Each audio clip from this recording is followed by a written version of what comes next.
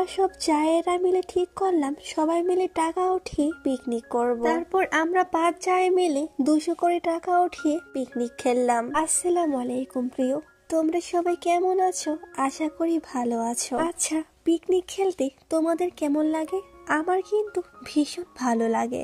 আমি ছোটবেলায় বন্ধুদের সাথে অনেক পিকনিক খেলতাম। আচ্ছা বন্ধুরা, তোমরাও কি ছোটবেলায় অনেক পিকনিক খেলতে ঠিক আমার মতো? যাই হোক, বিয়ের পরে এই নিয়ে 3 বার পিকনিক খেললাম।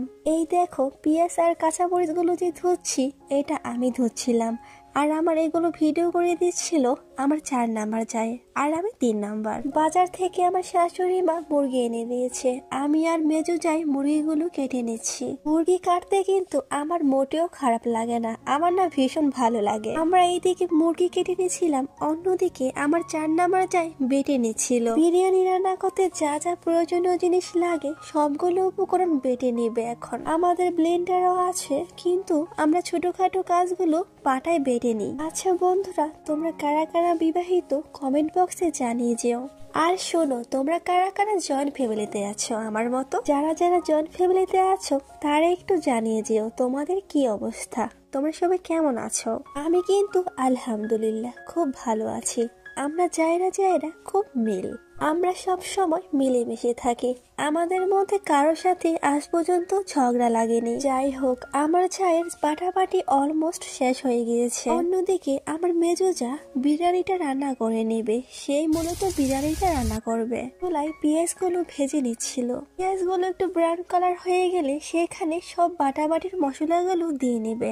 আমরা মূলত ফ্যামিলিতে আছি 19 জন মেম্বার। কি অবাক হলেন? একটু কম হয়ে গেল না মানুষ? আস্তে আস্তে তো মানুষ বাড়বে বই কমবে না, বাড়তেই থাকবে।